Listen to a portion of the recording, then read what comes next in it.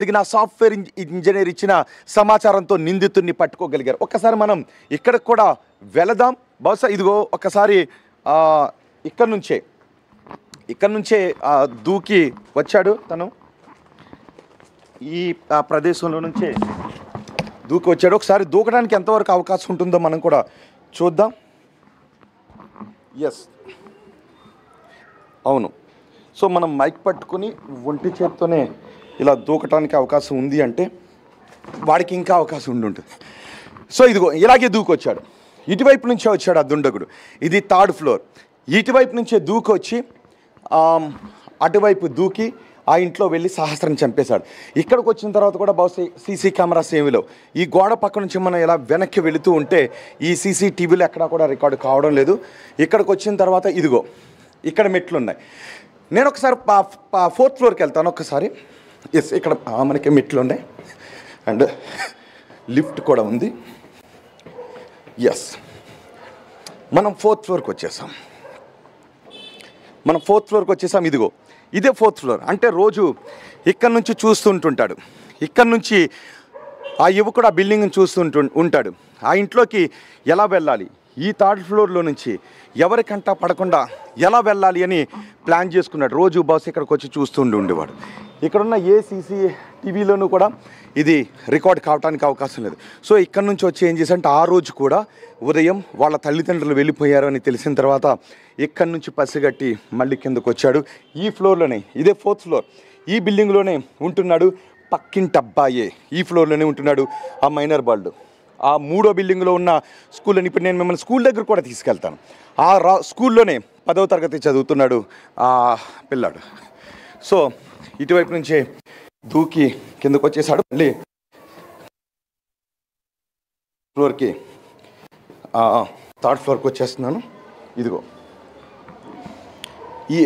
ఆ 5th ఫ్లోర్లోనే ఉన్నాడు. ఒక్కసారి ఎవరైనా మాట్లాడతారేమో చూద్దాం. ఈ బిల్డింగ్లోనే ఉన్న వ్యక్తి చంపేశాడు అని బహుశా ఏమంటారు. నేను ఈ ఇంట్లో వాళ్ళు చెప్పడానికి స్పందించడానికి సిద్ధంగా ఉన్నారో లేదో చూద్దాం. ఇక్కడ కూడా మనకి ఎవరో ఉన్నారు. సో ఇదంతా కూడా గ్రూప్ హౌస్. సో ఒక్కసారి మళ్ళీ ట్రై చేద్దాం. ఎందుకంటే ఇక్కడ నుంచి వచ్చాడు. బహుశా ఆ రోజు ఈ గేట్ కూడా క్లోజ్ చేసి ఉంటుంది. సో ఎవరో వస్తున్నారు. ఒకవేళ వస్తే మనం వాళ్ళతో మాట్లాడే ప్రయత్నం చేద్దాం. డోర్ ఓపెన్ చేసే ఉంది అండ్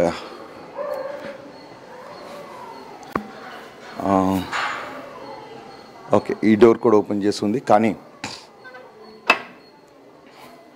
చూద్దాం. ఎందుకంటే ఈ బిల్డింగ్లో ఉన్న వ్యక్తి తెలుగు రాష్ట్రాల్లో సంచలనం సృష్టించిన అంత పెద్ద మర్డర్ చేసిన వ్యక్తి ఈ ఇంట్లోనే తమతో పాటే రోజు తమ ముందే తిరుగుతూ ఉండేవాడు అని తెలిసిన తర్వాత ఒక్కసారిగా అందరూ షాక్కు గురయ్యారు. అటువైపు ఎవరు ఉన్నారు, ఒకసారి మనం వాళ్ళతో కూడా మనం మాట్లాడే ప్రయత్నం చేద్దాం. ఒక్కసారి అమ్మా, ఆ పిల్లాడు చంపేశాడు మీ కళ్ళ ముందు ఉండే రోజు తిరిగే పిల్లాడని తెలిసిన తర్వాత ఏమనిపించింది మీకు? ఒకసారి రెండమ్మా, ఒక్కసారి ఇట్రా అమ్మా. మీరు రోజు చూస్తూ ఉండారా ఆ పిల్లాడిని?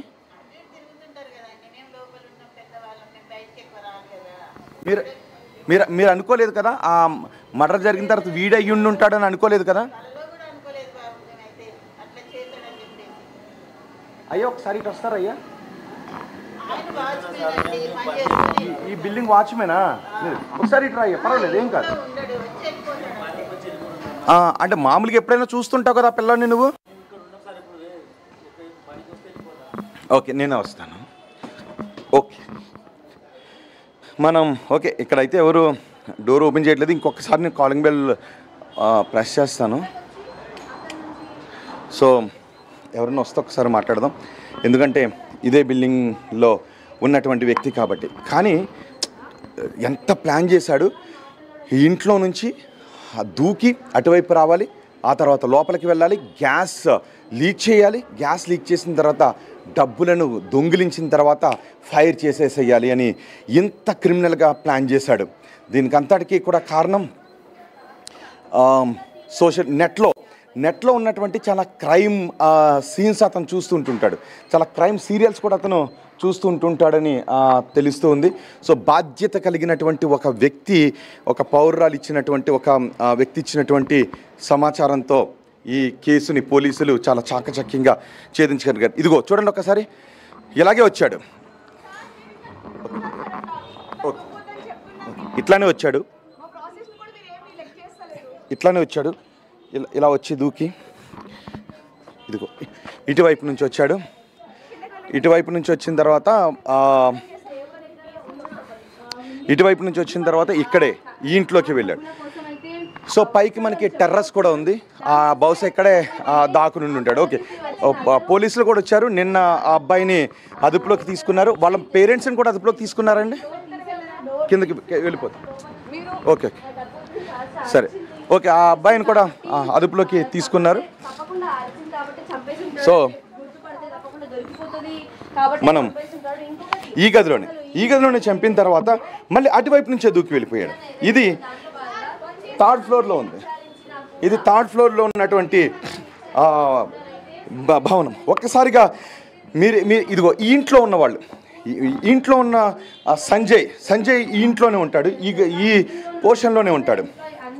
అతనిపై కూడా కొన్ని అనుమానాలు వ్యక్తం చేశారు తొలుత, కానీ అతను కాదు. కానీ ఏమై ఉంటుంది, ఎవడై ఉంటాడు, అంత కిరాతకంగా చంపిన ఆ దుర్మార్గుడు ఎవడై ఉంటాడు అనే భయం అందరిలోనూ వ్యక్తమైంది. ఈ పక్కింట్లోనే ఉన్న అబ్బాయి, పక్క స్కూల్లోనే చదువుతున్న ఆ పిల్లాడు, పైగా ఆ చంపబడిన సహస్ర తమ్ముడు చదువుతున్న స్కూల్లోనే ఆ పిల్లాడు కూడా చదువుతున్నాడు, 10వ తరగతి. ఒక్కసారిగా ఆ విషయం తెలిసిన తర్వాత అందరూ షాక్కు గురయ్యారు, భయాందోళనకు గురయ్యారు. ప్రస్తుతం పోలీసుల అదుపులో ఉన్నాడు. అతని జీవితం మాత్రం ఇదైపోయినట్టే. సో అందరూ ఈ హౌస్ ఓనర్స్ ఇక్కడ ఉంటారు, వాళ్ళు కూడా షాక్కు గురయ్యారు. రోజు తమ ముందు తమ పక్కింట్లో ఉన్నటువంటి అబ్బాయి అనేది తెలిసిన తర్వాత